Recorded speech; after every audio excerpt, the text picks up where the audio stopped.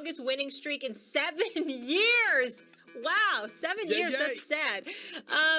But is it something that Zion said that should have Knicks fans most excited? Take a listen, y'all.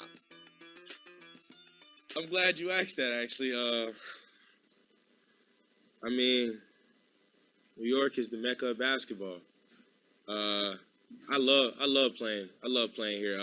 When I played here in college, and this is my first time playing here in the pros, and I mean, this atmosphere, you know, whether they're cheering for you, whether they're booing for you, it's amazing.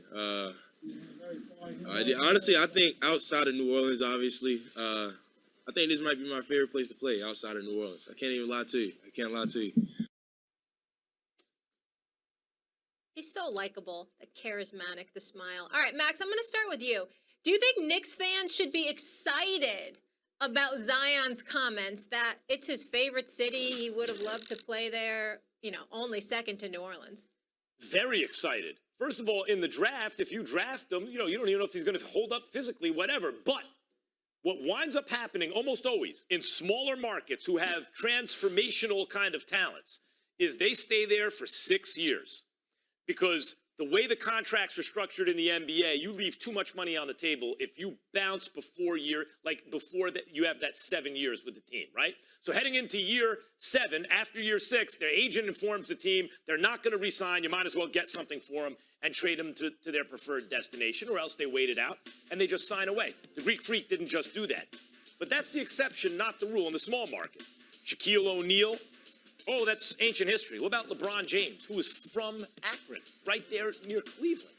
He even left. Not a major market. KD, OKC, he left. It's all the same story. It's usually if you have an MVP caliber, all-time great player from a small market, even when they're from there, eventually they're going to leave, and that eventually is usually after 6 years. Either they're going to get traded heading into year 7, or they'll sign away after year 7. So, why haven't the Knicks gotten anybody in recent years? And by recent years, I mean decades now. Because no one wanted to play there. You know, but things are changing. Not just that they have a coach who's competitive and a team that's scrappy, but R.J. Barrett, you know, they have young ascending players with friends in the league like Zion Williamson. Of course Knicks fans should be excited. If Zion Williamson is healthy after 6 seasons in New Orleans, and I'm a Knicks fan, I'm thinking, ooh, we got a real chance to trade for him heading into that year 7. And if he's healthy, by then you figure he's an MVP caliber player. He's already spectacular. Already. And if you have to wait that extra year for him to sign, now you don't have to give up anything for him but the cash. No, it's a really good sign that a young superstar player is saying that. And in particular, this one is saying that about these Knicks. If you're a Knicks fan, you have to be excited. It's depressing, Max. I was in a good mood until they brought that up. It's depressing. 2019. I'm on the New Jersey Turnpike, Max. I'm driving home. And I'm listening to the draft on TV. And I know that the Knicks, you know, the draft lottery or whatever, you know, the Knicks, you know, I'm hoping those ping pong balls, you know, drop in their favor and they open the envelope and, you know, they were going to have a chance at Zion. New York Knicks end up with the number 3 overall pick when everybody and their mother knew that Zion was going to be number 1. Ja Morant was going number 2 to Memphis. And we got R.J. Barrett, who, by the way, has been playing nicely. He's starting to hit his three-point shots. They're going to have to do something with Kevin Knox because Kevin Knox can't really get on the floor ahead of him. But it's just when I think about Zion and him averaging over 26 a game and shooting damn near 60% from the field or around 60% from the field and being the monster that he is, being the human highlight reel that he is, I think about Madison Square Garden and what if he were there. And I knew he wanted to be there. Everybody and their mother knew he wanted to be there. He looked depressed when he saw that New Orleans ended up getting the number 1 overall pick. Okay? He didn't want to be there. He wanted to be in New York. Okay? He wanted to be in the Mecca. But it didn't turn out to be that way. And then 2 of the most painful moments for me as a Knicks fan, Max Kellerman, was when that happened. All right? And again, I like R.J. Barrett, but he's no Zion.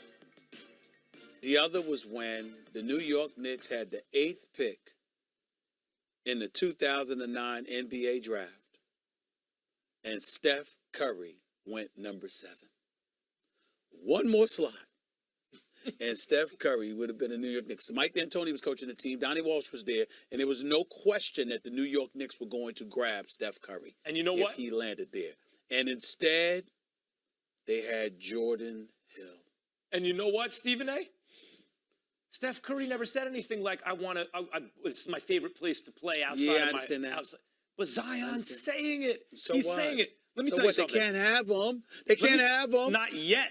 You know, Not yet. But let me tell you something. that's like taking the tiger, right? And you know, and in front of the tiger, you just throwing out a bunch of steak right in front of him and stuff like that, but he can't reach it. The Lakers. We can't reach it. The Lakers We are can't the get all-time Zion. team, not only for being the marquee franchise and winning the most and the champions and everything, but for bigs. They never draft a big. They wait to see who's left standing through attrition. Wilt, Kareem, Shaq, Pow, AD, none of those guys were drafted by the Lakers. LeBron wasn't drafted by the Lakers, but the Lakers are a destination. And they want to play in LA, not just because of the market, because the Clippers never been out of the second round, but because of the Lakers. If the Knicks can start becoming that in New York, then they'll eventually get Zion when he's at the height of his powers. You make me sick. I can't stand you. You're a traitor. You understand? You departed. You betrayed New Yorkers. Much you happier left and you this went to L.A. All right. Oh, so the New York Knicks, who haven't won a title since 1973, suddenly they're a destination spot, right? Even though the Lakers got 17 championships. Listen, Leon Rose has done an exceptional job. James Dolan has stayed out of the way for the most part. World Wide West, William Wesley's doing his thing. Scott Perry's doing his thing. Tom Thibodeau's the Coach of the Year candidate.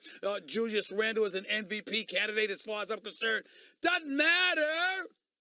We can't get Zion. You know what? You're probably right. Lakers would probably get him.